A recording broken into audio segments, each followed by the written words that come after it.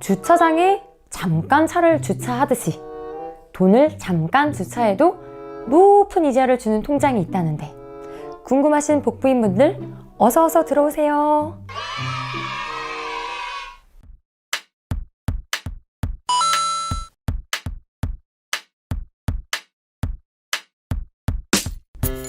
안녕하세요. 여러분의 금융멘토 복자뱅크의 복자입니다. 파킹 통장이라고 요즘 굉장히 핫한 금융상품 들어보셨나요? 이름에서 알 수 있는 것처럼 파킹, 그렇죠. 주차를 한다는 거예요. 이처럼 잠깐 주차를 하듯이 돈을 잠깐만 넣어놔도 이자를 주겠다라는 의미에서 지어진 상품인데요. 이거 우리가 잘 아는 CMA나 MF 그거 말하는 거 아니에요? 그건 아니에요. 그럼 여기서 감독님이 궁금해하는 CMA나 MMF에 대해서 먼저 간단히 이야기를 안 할 수가 없겠네요. CMA, 이거 모르는 사람은 바보라고 해도 될 만큼 굉장히 익숙한 상품이죠. 하지만 주변에 물어보세요. 막상 CMA를 가지고 있는 사람은 몇 명 안 돼요. CMA는 수시로 입출금을 할 수 있는 통장이면서 은행의 보통 예금 통장하고 다를 게 거의 없어요. 하지만 금리는 보통 예금 통장보다 한 10배 정도 높을 수 있어요. 아니 도대체 이자를 이렇게 많이 준다는데 왜 CMA를 갖고 있는 사람은 별로 없는 걸까요? CMA, 즉 돈을 관리하는 계좌라는 뜻인데요. 말 그대로 우리가 이 계좌에 돈을 넣게 되면 증권사는 우리 돈을 가지고 여러 가지 단기 금융 상품에 대신 투자를 하고 그에 따른 수익금을 매일매일 지급해주는 형태예요.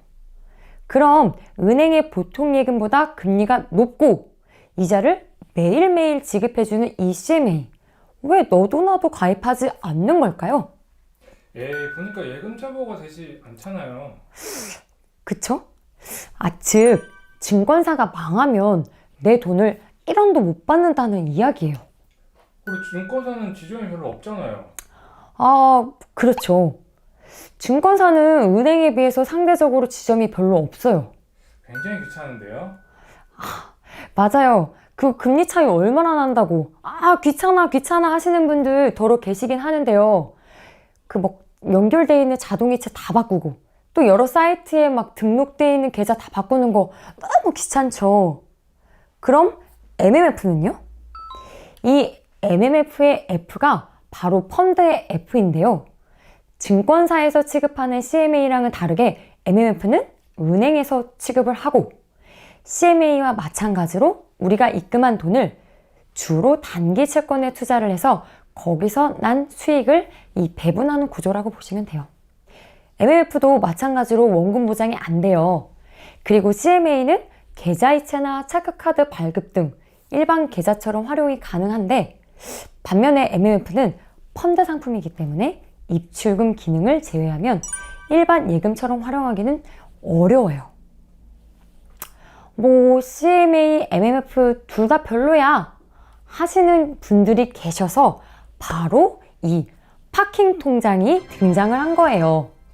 CMA랑 MMF처럼 매일매일 이자를 준다는 거는 동일해요.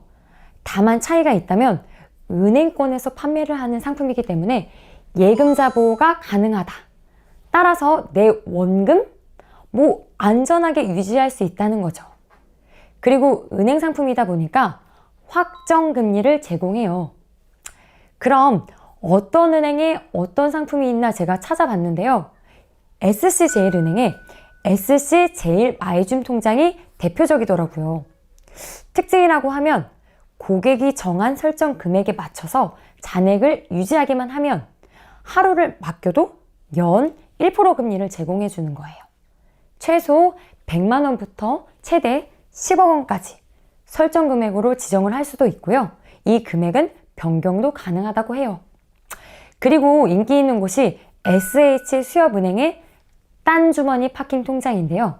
여기는 연 1.2%니까요. SC은행보다 0.2% 더 주긴 하네요.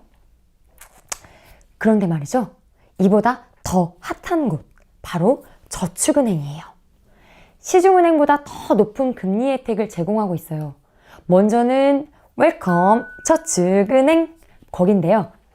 웰컴 직장인 사랑 보통예금. 너무 길죠? 이 통장은요, 적금과 맞먹을 정도로 높은 금리를 제공하고 있어요. 만 19세 이상인 직장인이라면 누구나 가입이 가능하고요. 우대금리 조건이 조금 있긴 한데 이걸 모두 충족하면 1,000만 원 내에서 연 2.5% 금리를 받을 수 있어요. 근데 저는 사실 그 우대금리 조건 있는 거 되게 귀찮아하는 편이에요. 그래서 저 같은 사람한테 딱 맞는 통장이 또 있더라고요. 바로 SBI 저축은행의 사이다뱅크 파킹 통장인데요. 조건 NO! 금액 한도 NO! 무조건 연 2%를 제공하는 상품이에요. 매월 1일부터 말일까지 하루 이자를 합산해서 그 다음 달 1일에 입금을 해주는 구조라고 보시면 돼요. 만약에 제가 오늘 500만 원을 여기다 넣었어요. 그러면 무려 한 달 뒤에 8,200원을 줘요. 하지만 여러분이 그 은행에 갖고 있는 보통예금 0.1% 통장에 넣었더라면 에게 411원밖에 안 줘요. 그러면 가입 안 할 이유가 없겠죠? 그래서 저도 사실 어플을 다운받아서 가입을 해봤는데요. 가입 절차도 까다롭지 않고 10분이면 가입이 되니까 너무 간편해요. 심지어 체크카드까지 만들 수 있으니까 사용이 굉장히 편리하겠죠? 이외에도 JT저축은행의 점프업 저축은행도 2%를 준대요. 하지만 이자 지급을 3개월마다 해주는 게 차이라고 하니까요. 원하는 곳에 가입을 하시면 될 것 같고요. 아니 갑자기 은행에서 입출금 통장에 왜 이렇게 이자를 많이 줘?